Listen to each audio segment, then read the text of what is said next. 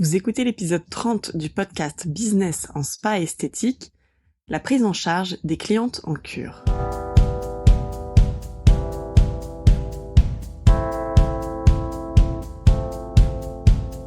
Bonjour et bienvenue. Je suis Tiffaine Modeste et je suis ravie de vous retrouver sur le podcast Business en spa et esthétique, le premier podcast du secteur du spa et de l'esthétique en France.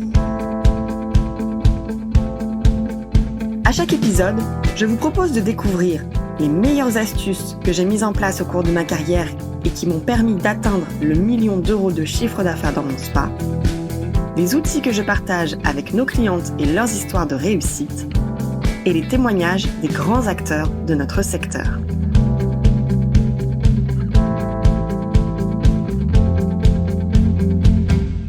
En tant que gérante de centre beauté, vous le savez, les cures sont une véritable opportunité pour votre entreprise, à différents niveaux. Le premier niveau, c'est qu'elle vous assure un chiffre d'affaires important sur plusieurs semaines. Le deuxième niveau, c'est qu'elle vous permet d'obtenir de vrais résultats avant-après que vous pouvez communiquer pour ainsi développer votre notoriété. Et le troisième niveau, c'est qu'elle fidélise vos clientes qui s'engagent avec vous dans une relation plus rapprochée. Au cours de l'année passée, j'ai eu l'occasion d'expérimenter la vie d'une cliente qui suit une cure de son visage et une cure minceur. Ce qui m'a amené à réfléchir sur la relation client lorsque l'on suit une cure. Et j'aimerais cette semaine vous partager ces observations. La première chose qui m'a frappée, c'est que dans l'état d'esprit d'une cliente, on s'accroche au résultat. On imagine à quoi ça va ressembler. On imagine comment on va se sentir une fois que notre problème sera enfin résolu. Cela m'a fait penser à la préparation d'une visite chez le coiffeur après plusieurs mois en jachère. Quand on a envie d'un vrai changement, on passe du temps à regarder les modèles en photo sur Pinterest ou sur les réseaux, on fait une sélection des coupes que l'on aime, on s'imagine ressembler à tous ces modèles en photo.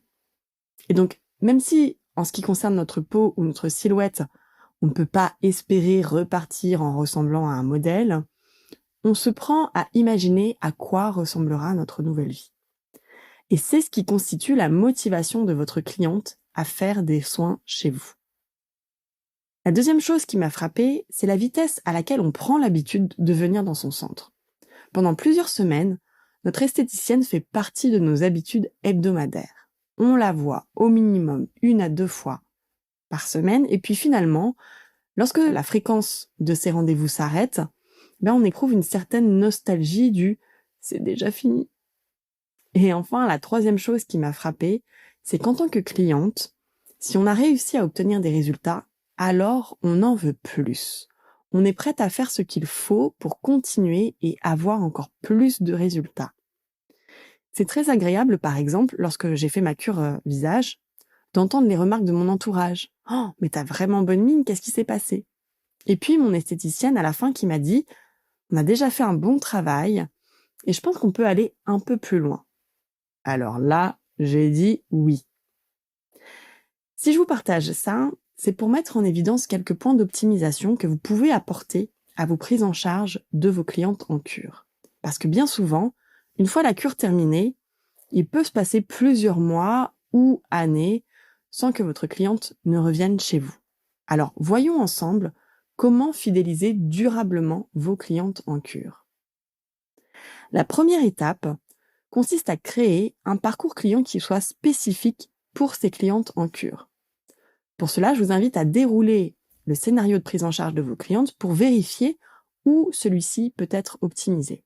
Qu'est-ce qui se passe avant leur visite, au moment où elles vous contactent pour se renseigner sur vos services? Comment arrivez-vous à transformer les appels de demande d'information en réservation? Quel est votre taux de transformation de ces appels? De quelle façon votre cliente est prise en charge au premier jour de sa visite? Comment se déroule le bilan? De quoi lui parle-t-on? De séances, des produits à utiliser, de l'entretien? Quel est votre taux de transformation sur ces bilans? De quelle façon se déroule ensuite l'ensemble des séances qui ont lieu dans le cadre de sa cure? Que se passe-t-il à la fin de sa cure? Faites-vous un bilan final? Et enfin, quel suivi assurez-vous après plusieurs mois? Comment gardez-vous contact avec votre cliente pour suivre l'évolution de ses résultats dans le temps? Je ne vous apprends rien en vous disant que votre séance de bilan avant une cure est capitale. Bien souvent, dans ces séances, il y a la pression de réussir à vendre la cure à la fin du bilan. Et pour celles qui parmi vous sont un peu moins confiantes par rapport à la vente, ce n'est pas forcément un rendez-vous confortable. Mais ce premier échange en bonne et due forme est nécessaire pour vous positionner en tant que professionnelle experte. Votre bilan doit comprendre une partie questionnaire pour comprendre ses attentes précises, comprendre ses circonstances de vie et ses habitudes, une partie de mesure, peut-être du poids, de la taille, des mesures centimétriques et ou avec un impédance-mètre, ou bien pour le visage, cette partie de mesure est réalisée avec un appareil de diagnostic spécifique. Et enfin, une partie d'observation palpatoire pour toucher la peau, observer ses réactions et diagnostiquer efficacement le type de cellulite, par exemple, s'il s'agit d'une cure minceur. Une astuce que vous pouvez utiliser, c'est de combiner dans cette première séance le bilan avec un soin découverte. Par exemple, un soin nettoyant profond pour le visage, juste après ce bilan, ou bien un gommage du corps pour préparer la peau à la cure minceur, ou bien une séance avec un appareil de 20 à 30 minutes maximum, ou encore un massage détox sur une zone spécifique. Le fait d'inclure une séance de soins permettra à votre prospect de rentrer dans le vif du sujet et de découvrir un soin sans forcément se déplacer que pour un échange entre guillemets. Mais surtout, cela va vous permettre d'amorcer le travail qui sera mené pendant la cure. Observez la façon dont réagit la peau de votre cliente. Réadaptez vos conseils et ou le plan bilan proposé.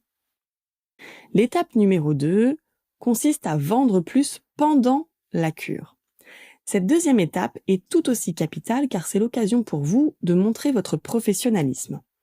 Si vous proposez d'autres types de prestations dans votre centre, c'est à ce moment du parcours client que vous pourrez travailler votre discours et votre prise en charge afin d'emmener votre cliente vers d'autres catégories de prestations. Ce que vous pouvez faire pour vendre plus pendant cette cure, c'est par exemple parler de vos offres du moment qui peuvent l'intéresser. J'ai pensé à vous ce week-end, car nous avons lancé une offre de saison, et je repensais à ce que vous m'aviez dit sur votre peau en ce moment. Savez-vous que ce soin XY, cela pourrait être bien pour vous de se programmer une séance cette semaine ou la semaine prochaine? Qu'en pensez-vous?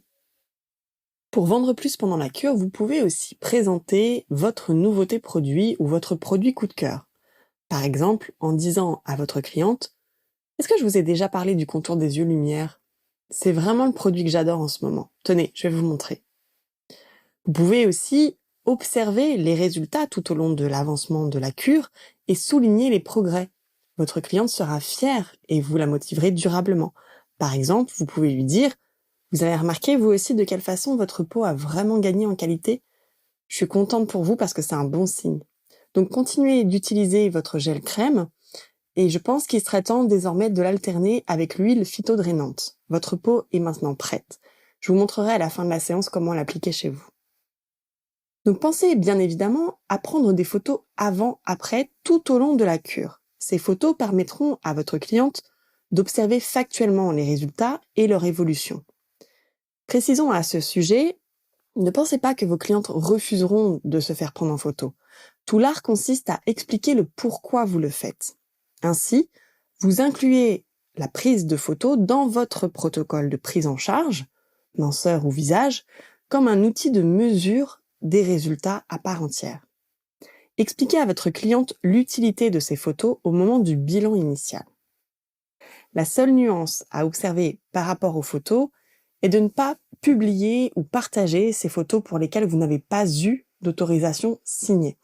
Et pour en savoir plus, je vous invite à vous renseigner sur les modalités d'exécution de la réglementation RGPD et du droit à l'image afin d'être en conformité avec la législation.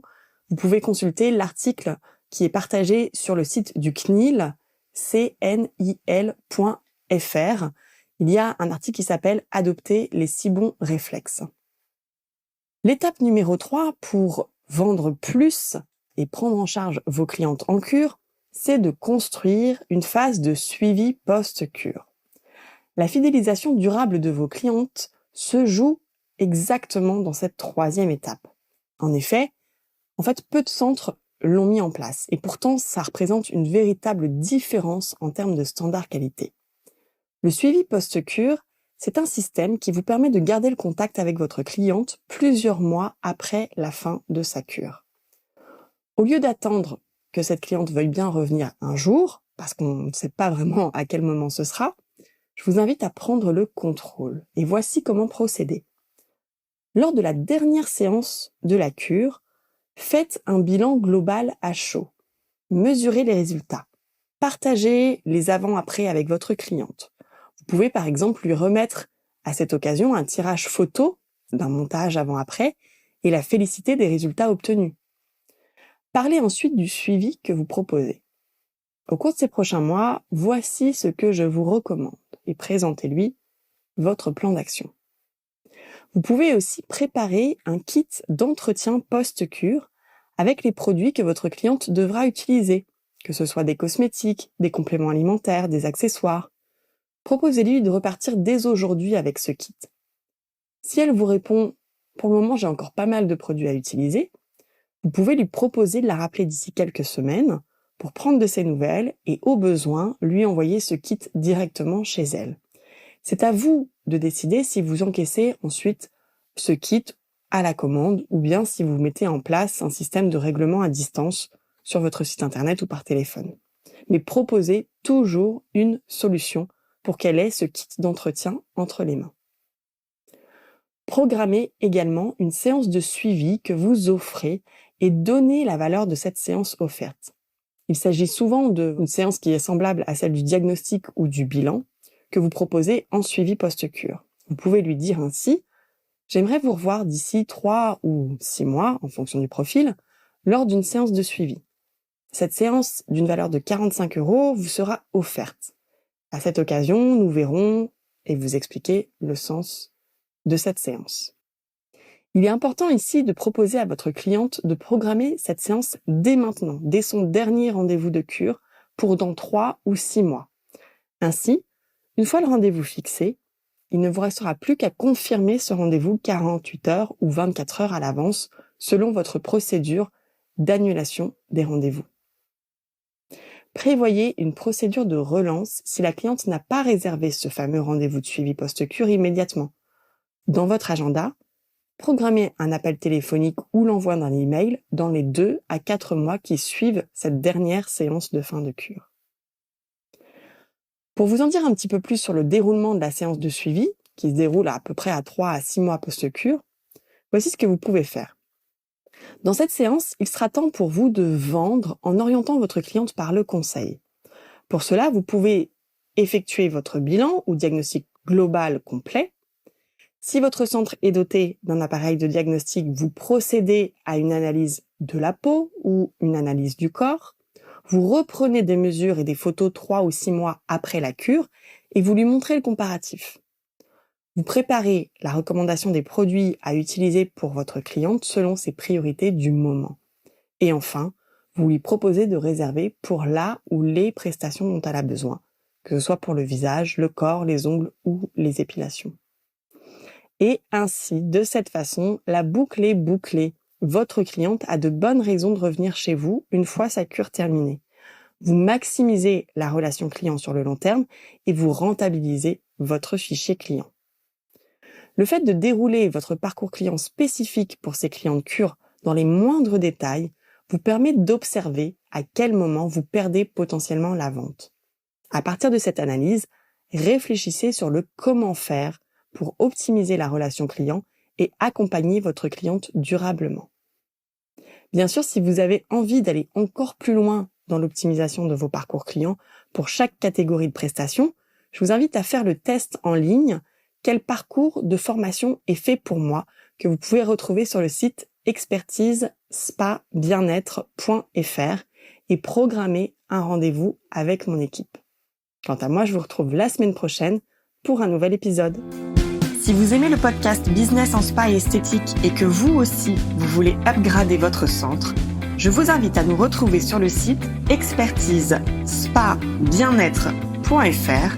Vous pourrez y retrouver mes articles et ressources gratuites et faire le test en ligne « Quel parcours de formation est fait pour moi ?»